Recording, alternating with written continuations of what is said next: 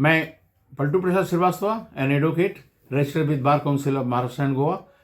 आजकल हम बात कर रहे हैं इन्वायरमेंटल लॉ का। इन्वायरमेंटल लॉ में मैं आज के सब्जेक्ट जो लिया हूँ, public liability insurance act 1991। Public liability insurance act जो है बड़ा इम्पोर्टेंट है, और जो चीज़ें हैजार्डस चीज़ से या इमीडिएट कोई प्रॉब्लम हो गया, एक्सीडेंट हो गया, विक्टिम को इमीडिएट रिलीफ देने के लिए ये इंश्योरेंस ये जो है इंश्योरेंस के पैसे से उनको रिलीफ तुरंत दिया जाता है, इररिस्पेक्टिव। और उसमें देखा ना, अगर अगर अगर अगर अगर अगर आदमी को डैमेज हुआ है, नुकसान हुआ है, तो उसको रिलीफ तुरंत दिया जाएगा, और उसका फॉल्ट है कि नहीं ये देखने की जरूरत नहीं इस इंश्योरेंस एक्ट के हिसाब से। अगर हम किसी एरिया में चले गए, हैजार्डस सामान था वहाँ, तो बोल सकते भाई क्यों आप गए थे वहाँ, जाना नहीं चाहिए था। ऐसा नहीं है। अगर उसको विक्टिम को कोई तकलीफ हुआ और उसको जो है कोई चोट लगा या कोई परेशानी हुई या हाथ कट गया, कोई बात हो गई, तो उसको तुरंत उसका फॉल्ट बिना देखे उसको इंश्योरेंस कंपनी उनको कंपनसेशन तुरंत देती है।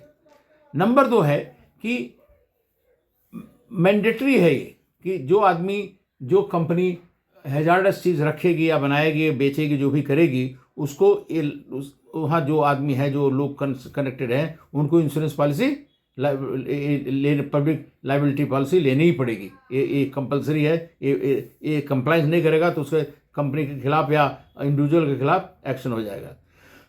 और इसका बताया जैसे कि मैंने, इसका जो बिना फॉल्ट हो या न हो, लेकिन जो है उसको जो है पैसा, जो विक्टिम है उसको पैसा तुरंत इंश्योरेंस कंपनी देती है। वैसे तो अभी तो चेंज हो गया, लेकिन पहले जो ओरिजिनल एक्ट में था कि अगर कोई डेथ हो गया तो उसके लिए उसके नेक्स्ट ऑफ किन को 25,000 दिया जाता है,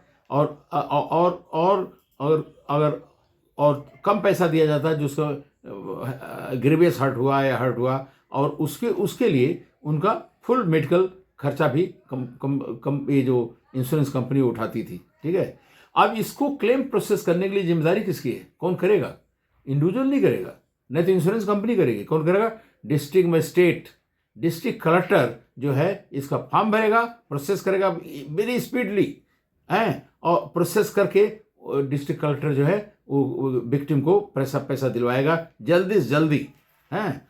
और ये जो है इन्वायरमेंट रिलीफ फंड जो है हैं, जो इस तरह का प्रॉब्लम होता है, उसके लिए कंपनियां जो हैजार्डस वस्तुओं को डील करेंगी, बनाएंगी, उनको ये रिलीफ फंड होता है, और रिलीफ फंड में उनको पैसा जमा करना पड़ता है। कभी क्या होता है, इंश्योरेंस नहीं मिला, इंश्योरेंस सफिशिएंट नहीं मिला, तो उस फंड से गवर्नमेंट जो है उनको पैसा देती है जिससे कि उनको रिलीफ मिले।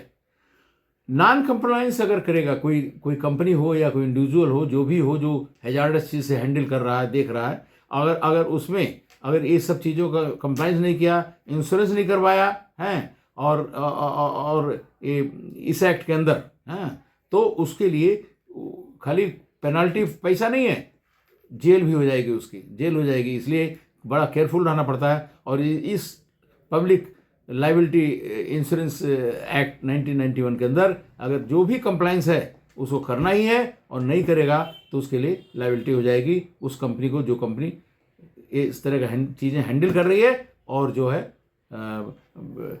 उसको इंश्योरेंस करना ही पड़ेगा। और उसको जो है, और जो कंट्रीब्यूशन है गवर्नमेंट फंड जो बनाया है इसके लिए, जहाँ से पैसा दिया जाता है, जहाँ इंश्योरेंस कंपनी सफिशिएंट नहीं दे पाती है, उसके लिए उसमें उसको रेगुलर जो इंटरवल है उसमें जमा करना पड़ेगा पैसा। इस तरह से ये एक्ट बड़ा इम्पॉर्टेंट है, बहुत सीधा है, सच में, और इमीडिएट रिलीफ के लिए बहुत बढ़िया है।